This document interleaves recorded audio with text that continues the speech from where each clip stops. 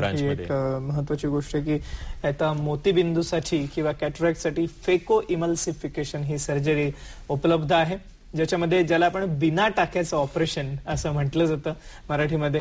काही लोक त्याला लेझरद्वारे केली जाणारी शस्त्रक्रिया म्हणतात, पण ते लेझर नव्हे हे मी आवर्जून सांगू इच्छितो या ठिकाणी की साऊंड वेव्हचा वापर करून या ठिकाणी हा मोतीबिंदू काढला जातो आणि त्याच्यानंतर फोल्डेबल लेन्स ही आतमध्ये टाकली जाते आणि जेणेकरून हे ऑपरेशन हे अतिशय कमी वेळात होतं. पेशंटला हॉस्पिटलमध्ये राहण्याची गरज पडत नाही. सगळ्यात महत्वाचं त्याच दिवशी पेशंट हा ऑपरेशन झाल्यानंतर काही तासांनी घरी जाऊ शकतो.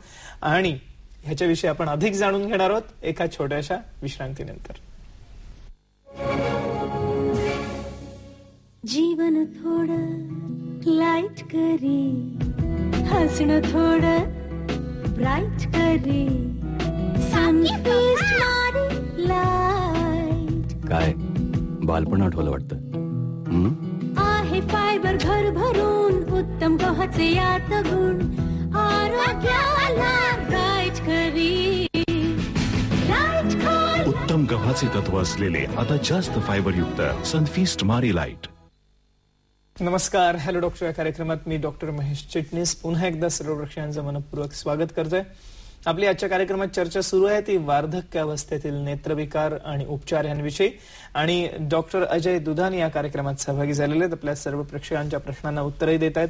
डॉक्टरांनी आपल्याला आतापर्यंत माहिती दिली की नेत्राचं जे कार्य आहे ते आहे अर्थातच दृष्टीज्ञान आणि सुंदरता. आणि ह्याच्यामध्ये वार्धक्यावस्थेत होणारे जे वेगवेगळे विकार आहेत, ज्याच्यात प्रामुख्याने आपण अँटेरियर चेंबरमध्ये बघितलं की चष्मा म्हणजे रिफ्रॅक्टिव्ह एरर्स, त्याच्या बरोबरीने मोतीबिंदू, त्याच्या पुढे जाऊन आपण आता चर्चा करणार आहोत आजच्या कार्यक्रमात, ज्याच्यामध्ये मॅक्युलर डिजनरेशन, रेटिनाचे असणारे वेगवेगळे विकार आणि ग्लॉकोमा सारखा विकार यांविषयी आपण चर्चा करणार आहोत.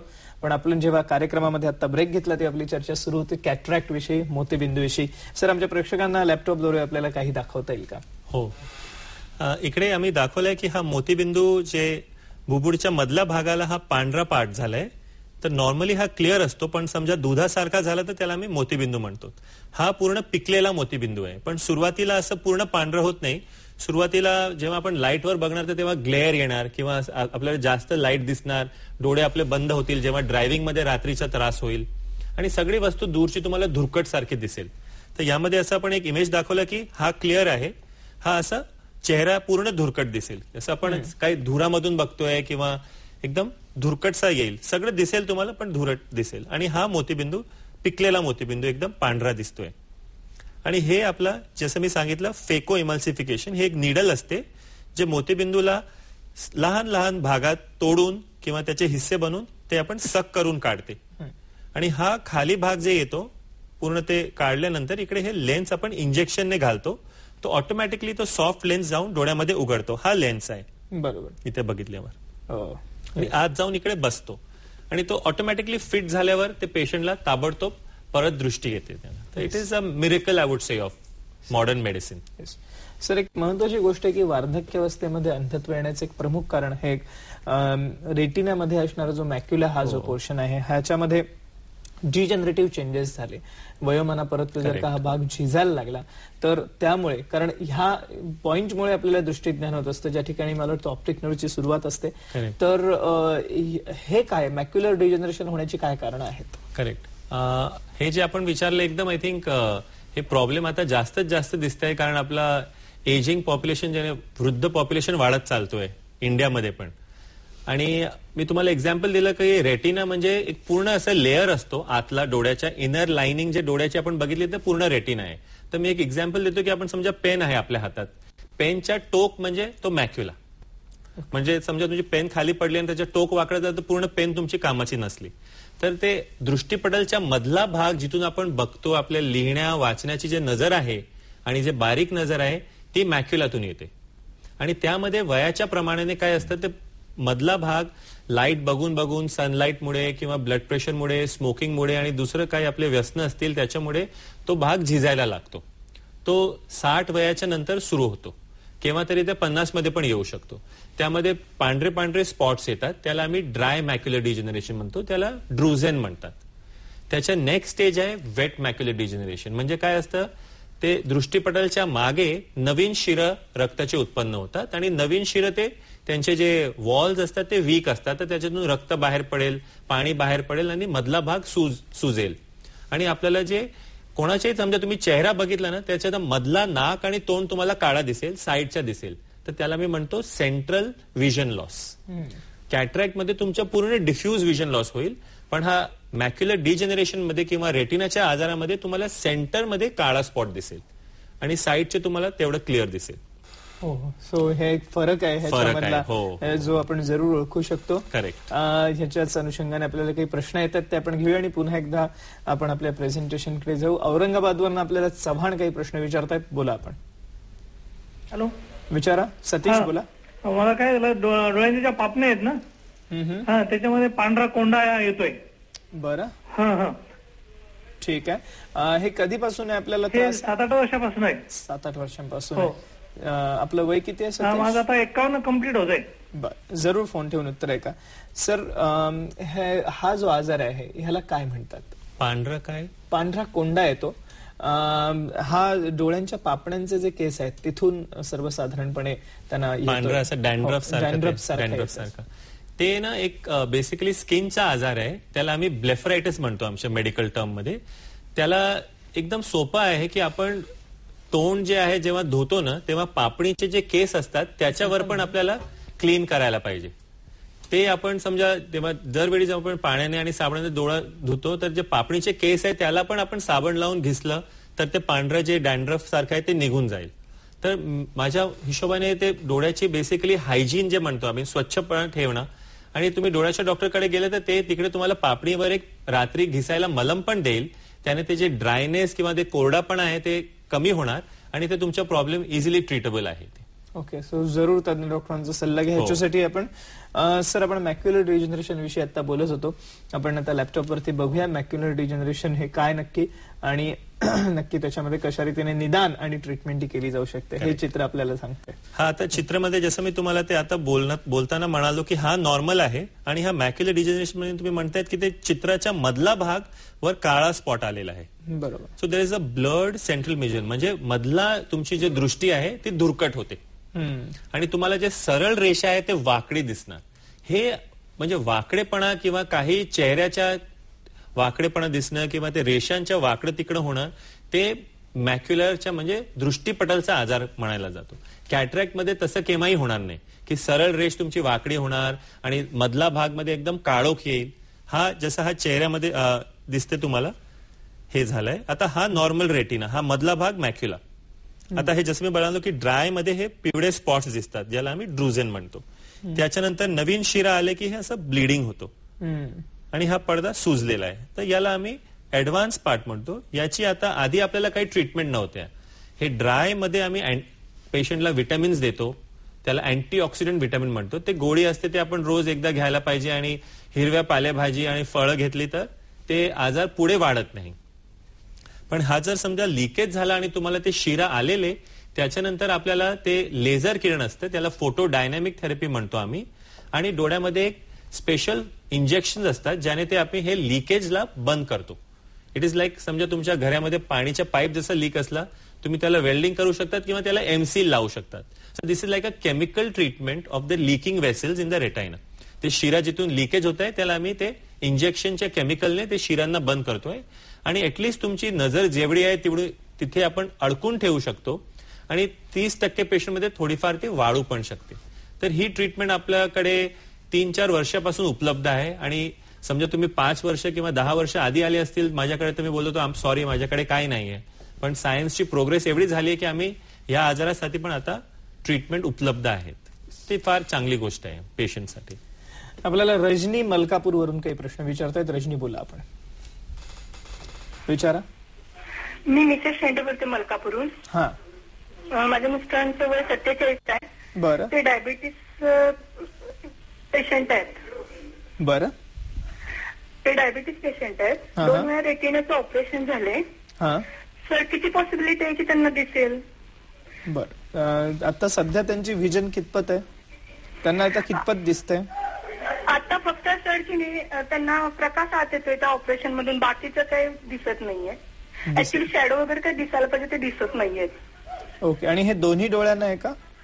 नाही सर, एका डोळ्याला, एका डोळ्या, लेफ्ट साईडला. Left side. ठीक आहे, जरूर फोन ठेवून उत्तर आहे का, काय सांगता येईल सर त्यांना आपल्याला? हा मॅडम, तुमचं जे प्रॉब्लेम आहे मी पूर्ण समजलो आहे. जे ऑपरेशन आम्ही केलंय मला वाटतंय ते ना पडदा त्यांच्या सटकला असेल किंवा सरकला असेल किंवा डोळ्यामध्ये ते जेलीमध्ये जसं मी सांगितलं आहे ना, ते ऍडव्हान्स स्टेजेस म्हणजे एकदम खूप वाढते डायबिटीसच्या पडद्यामध्ये आजार, तेव्हा डोळ्यामध्ये पूर्ण रक्त साकडून जातो. तर आम्ही ते ऑपरेशन करून, त्याला नाव आहे विट्रेक्टमी, ते रक्त आम्ही साकडलेला काढतो आणि त्यामध्ये सिलिकॉनचे ऑइल किंवा गॅस भरतो आणि ते पडद्याला परत मागे ढकलून जागेवर बसवतो. यामध्ये मला तुम्हाला ते हे डोळ्याचे जर दृष्टी एवढी परत नाही आलेली आहे तर तुमचा पडदा तुमच्या मिस्टरांचा खूपच वीक असायला पाहिजे असं मला वाटते, किंवा हा पडदा खूप डॅमेज झाला असेल डायबिटीसमुळे, तर त्याच्यामुळे ते दृष्टी एवढी परत येत नाहीये. तरी पण तुम्ही तुमच्या डॉक्टरला भेटा, रेटिनाच्या डॉक्टरला परत जाऊन भेटा आणि त्यांचा सल्ला घ्या. पण मला यामध्ये मेन सांगायचं आहे की ते चांगला डोळा आहे त्याची जास्त काळजी घ्या, कारण हा डायबिटीसचा आजार दोन्ही डोळ्यामध्ये येतो. तर त्या डोळ्याचे हाल असं होऊ नये त्याच्यासाठी ताबडतोब तुमचे डॉक्टर जर बघून वाटलं त्यांना तर त्याच्या लेझर करून घ्या आणि नीट त्याचा फॉलोअप करा. दर 3 महिन्याने चेक करा डोळा, त्याच्या रेटिना कसा आहे, तिकडे नवीन लीक येते की नाही. आणि सगळ्यात महत्वाची गोष्ट, प्लीज डायबिटीजला एकदम कंट्रोलमध्ये ठेवा, नियंत्रणमध्ये ठेवा. तुमचा ब्लड प्रेशर असेल त्याला कंट्रोलमध्ये ठेवा. तुमच्या समजा कोलेस्ट्रॉल वाढला असेल तर त्याची गोळ्या घ्या. हे सगळं करूनच तुमच्या डोळ्याची इम्प्रूव्हमेंट होणार नजरेत. आम्ही फक्त डोळ्याचे ट्रीटमेंट करून काय होणार नाही, कारण हा आजार तुमच्या डायबिटीसमुळे झालेला आहे. आणि जेव्हापर्यंत तुम्ही त्याला नीट कंट्रोल ठेवला नाही सततपणे, कारण तुमचे मिस्टर खूप तरुण आहेत, तर कंटिन्युअसली ते डायबिटीस नीट कंट्रोलमध्ये असायला पाहिजे. ते मेन पार्ट आहे. येस, मला वाटतं ही एक अतिशय महत्वाची गोष्ट आहे की डायबिटीस किंवा मधुमेहावरती आपण ताबा मिळवणं अत्यंत आवश्यक आहे. मी पुन्हा या कार्यक्रमाच्या माध्यमातून सर्व प्रेक्षकांना आम्ही आवाहन करू इच्छितो, काही चांगली किंवा भूषणास्पद अशी गोष्ट नाही की 2020 साली आपण मधुमेहाची राजधानी बनणार आहोत, इंडिया किंवा भारत. ही काही फार भूषणास्पद गोष्ट नाही आणि त्यासाठी मधुमेहावरती विजय मिळवण्यासाठी आपल्याला आहार, व्यायाम आणि योग्य ती औषधोपचार या तिघांचाही अवलंब करणं हे अत्यंत आवश्यक आहे. आणि सगळ्यात महत्वाचं आहे की मॉनिटरिंग म्हणजे वेळोवेळी आपण आपल्या साखरेचा चेकअप करून आपली साखर नियंत्रित आहे की नाही हे बघणं हे अत्यंत आवश्यक आहे. आणि हे केवळ रेटायनाच्या आजारांसाठी नाही तर त्याने अनेकविध इतरही कॉम्प्लिकेशन्स जे होतात तीही टाळण्यासाठी हे अत्यंत आवश्यक आहे. सर, आपण आता ह्याच्याबद्दल बोललो, रेटिनाबद्दल आपण माहिती घेतली आणि मॅक्युलर डिजनरेशन बद्दल माहिती घेतली. त्या अनुषंगाने अजून पुढे आपल्याला बोलायचं इतर विषयांविषयी आणि ग्लॉकोमाविषयी. पण तत्पूर्वी एक फोन कॉल बोरिवलीवरून शालिनी शिंदे आपल्याला काही प्रश्न विचारतायत. बोला आपण. हॅलो. हा, विचारा. माझं वय 61 आहे आणि मी प्रायव्हेट मध्ये डोळ्यांचं चेकिंग केलं. मोतीबिंदू बद्दल मला विचारायचंय. तर त्यांनी सांगितलं की लगेच ऑपरेशन करायला पाहिजे. आणि मग मी हिंदुजामध्ये चेक केलं तर त्यांनी सांगितलं अजून म्हणजे मोठा होऊन दे, म्हणजे अजून 3-4 महिन्याने या म्हणून. तर असं का फरक करतात? आणि दुसरं म्हणजे मला एक तुम्हाला सूचना मागे पण मी केली होती की हे तुम्ही हॅलो डॉक्टरचे प्रोग्राम आहे ना रिपीट करतच नाही, त्यामुळे आमचा एखादा प्रोग्राम गेला की तो आम्हाला परत मिळत नाही. आणि आमचे ज्येष्ठ नागरिक म्हणून ही सूचना जरा लक्षात घ्यावी एवढी विनंती आहे. आणि मोतीबिंदू बद्दल जरा सविस्तर सांगा. Okay, thank you.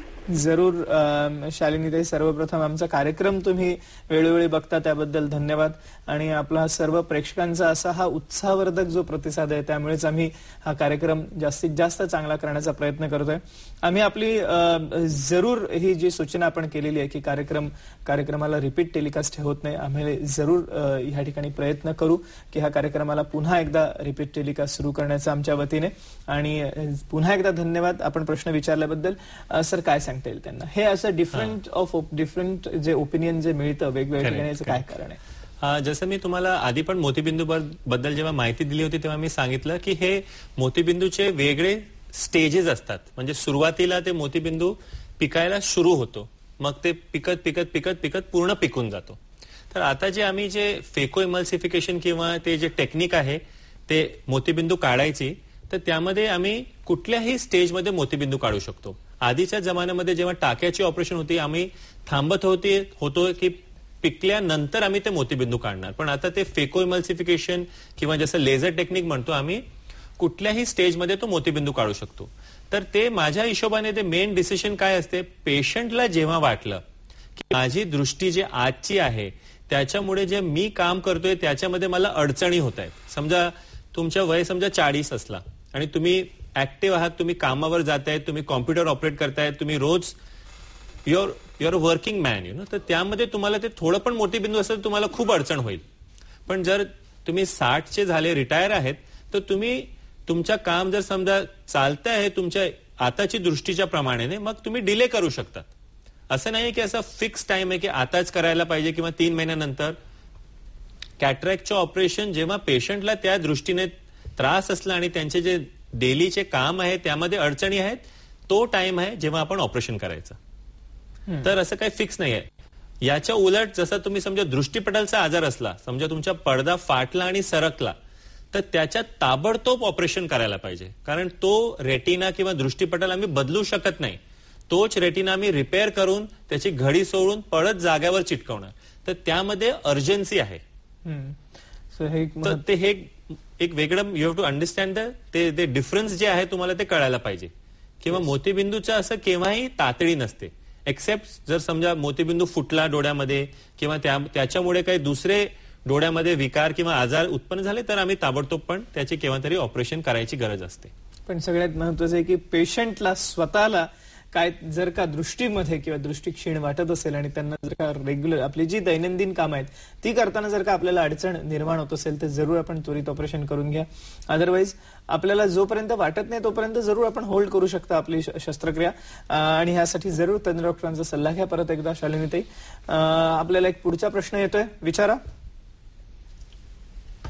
यवतमाळवरून आपल्याला प्रश्न विचारला जातोय. शुभम मोहिते, बोला.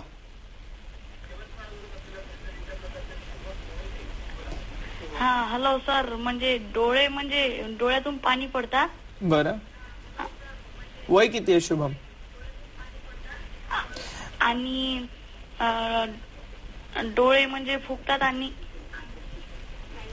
आपण शुभम असं करा, आपल्या टीव्हीचा आवाज कमी करा आणि आम्हाला प्रश्न चटकन विचारा. डोळ्यातून आपल्या पाणी येतं, सुचतात, आणि काय त्रास आहे आपल्याला? आणि वय किती आपलं? 36. वय 36 आहे. आणि हे किती दिवसांपासून त्रास आहे हा? हा तरी 1-1.5 महिना. 1-1.5 महिना. ठीक आहे, जरूर आपण फोन ठेवून उत्तर आहे का. त्यांनी त्यांच्या वडिलांविषयी प्रश्न विचारलाय. वय 36 आहे त्यांचं आणि डोळ्यातनं सतत पाणी येणं, सूज येणं. तर हा काही इन्फेक्शनचा प्रकार आहे असं मला वाटते. पण ते चेकअप करूनच आपण सांगू शकतो. कारण ते आजकाल ते एलर्जीमुळे किंवा धूळ मट्टीमुळे पण हे पण होऊ शकते. एलर्जिक कंजंक्टिव्हायटिस जसं आम्ही म्हणतो की ते इन्फेक्शन किंवा एलर्जीमुळे, किंवा जर तुम्ही समजा खूप लांब वेळ कॉम्प्युटरवर काम करतायत तर तुमचे डोळे कोरडे होतात किंवा ड्राय होतात, त्याच्यामुळे पाणी येऊ शकते. तर ते कॉम्प्युटरवर काम करताना आपल्याला थोडंसं काळजी घ्यायला पाहिजे की जेव्हा कॉम्प्युटरवर आम्ही बसतोय आम्ही असं करून ब्लिंक करायचे, डायरेक्टली एसीच्या खाली बसायचं नाही. थोड्या वेळानंतर ब्रेक घेऊन लांब बघायचा, डोळ्याला रिलॅक्स करायचं. 2-3 तासानंतर उठून डोळ्यावर पाणी टाकून परत येऊन बसायचं. कारण ते मग हे सगळं करून आपल्याला डोळ्यावर जे कॉम्प्युटरच्या स्क्रीनवर बघून स्ट्रेन होते ते कमी होणार. तर डोळ्याच्या डॉक्टर बघूनच तुम्हाला ते सगळं सल्ला देणार की तुमचे डोळे कोरडे आहे की इन्फेक्शन आहे की एलर्जी आहे. ओके, सो हे सगळं बघून आपल्याला ठरवून हे करायला निदान करूनच ट्रीटमेंट ही करणं आवश्यक आहे. यासाठी जरूर जवळच्या तज्ञ डॉक्टरांचा सल्ला घ्या आपण.